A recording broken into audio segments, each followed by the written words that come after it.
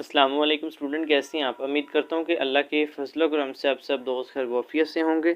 आज की इस वीडियो में जैसे कि अपने थंबनेल से देख लिया कि कल के होने वाले फार्मेसी काउंसिल में इजलास में क्या बातें तय हुई हैं, इम्तहानात के मुतालिक इस पर बात करेंगे। और इसके साथ पंजाब फार्मेसी काउंसिल में बड़े पैमाने पर तबादले हुए हैं। स्पेशलाइज हेल्थ केयर ने कौन से लोगों को तब्दील किया है और कौन सी वजूहात पे तब्दील किया गया है और कौन सा अब नया सिस्टम लेके आ रहे हैं, इस पर बात करेंगे।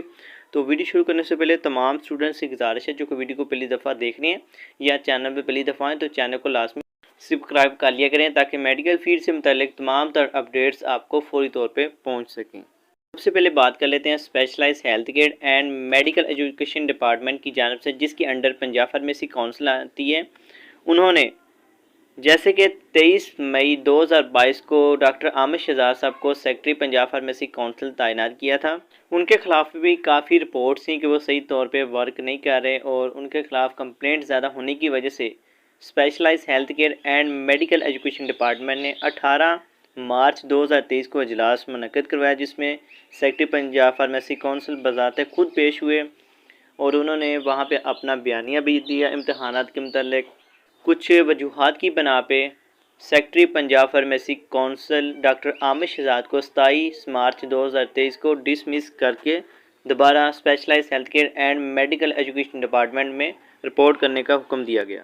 इसके बाद specialise health care and medical education department की जानिब से डॉक्टर ज़िकाउर रहमान साहब को सेक्रेटरी पंजाब फार्मेसी काउंसिल तैनात किया गया है। यहाँ पे ये बात वाज़ेह है कि सेक्रेटरी पंजाब फार्मेसी काउंसिल के एडिशनल चार्ज पे डॉक्टर ज़िकाउर रहमान साहब 2017 से लेकर 2020 तक पहले भी ओहदे पे रह चुकी हैं। और कल के होने वाले जो इजलास में फार्मेसी टेक्नीशियन और असिस्टेंट के इम्तहानात के मुतल्लिक लाइसेंस जारी करने के हवाले से जो शिकायत थी उसके हवाले से ब्रीफिंग दी गई है ज़िकाउर रहमान साहब को। और जो साबका अदवार में जो परेशानी थी स्टूडेंट को, उनके हवाले से भी उनको आगाह किया गया है।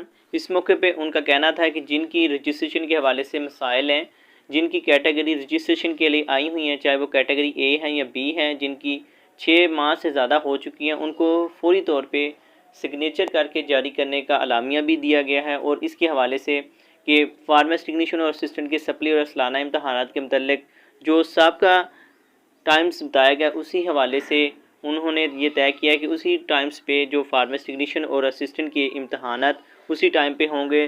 तब्दीली के हवाले से या तबादले के हवाले से इस पर कोई भी अंदाज नहीं होगा। टेंटेटिव शेड्यूल के मुताबिक सबसे पहले फार्मेसी असिस्टेंट के सप्लीमेंट्री इम्तहान 27 और 28 मई को होंगे। इसके फौरी बाद उनके प्रैक्टिकल का शेड्यूल आ जाएगा। इसके साथ ही उनके एनुअल इम्तहानात भी हो जाएंगे।